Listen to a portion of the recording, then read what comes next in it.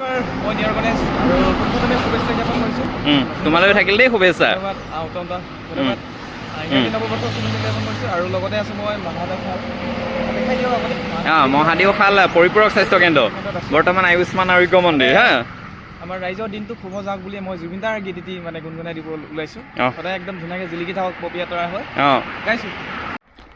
তোমাতে আদি অনাদি তোমাৰে নামৰ ৰাগিনী ওঠৰে তৃষা সামৰি উশাহৰ গভীৰ পিয়াহত তুমি যেন লিখা জীৱনী, তুমি যেন পপীয়া তৰা আকাশৰ বুটি লৈ একদম আকাশৰ তৰা হৈ জিলিকি থাকক চবে। সুন্দৰ, খুব সুন্দৰ।